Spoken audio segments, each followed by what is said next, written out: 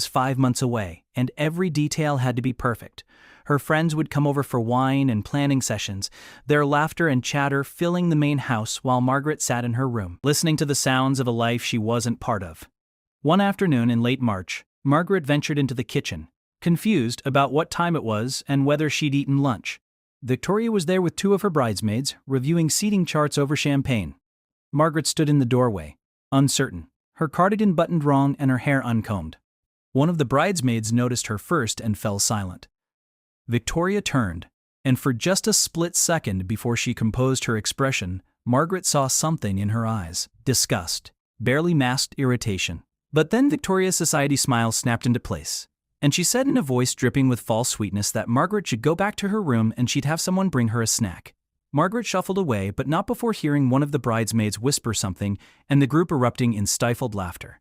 She didn't know what was said, but she felt the humiliation in her bones. That night, Margaret didn't sleep well. She woke up several times, disoriented and frightened in ways she couldn't explain to anyone.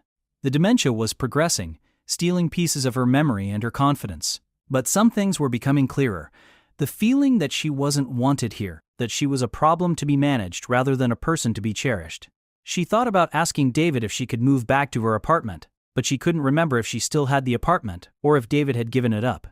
The confusion exhausted her. In the morning, she stayed in her room, not because anyone told her to, but because it felt safer than facing another day of being invisible in her own son's home. This became the pattern. Margaret withdrew more and more, and Victoria seized on it as proof that Margaret was more comfortable keeping to herself.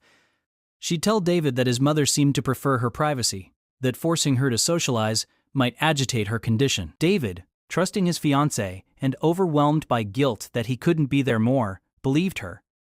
He hired another caregiver, a stern woman named Patricia, who followed Victoria's instructions to keep Margaret's routine contained to the guest wing. Patricia wasn't cruel exactly, but she wasn't kind either.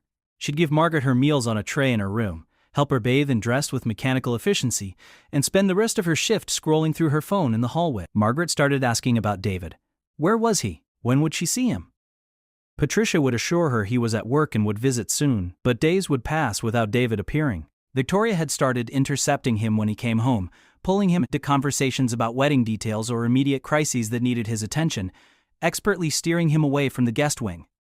By April, Margaret had lost weight. Her clothes hung loose on her shrinking frame, and her eyes had developed a haunted, confused quality that would have alarmed anyone paying attention. But the only person paying attention was someone no one expected. Her name was Claire Bennett, and she was the night nurse who arrived 3 evenings a week through a home healthcare agency.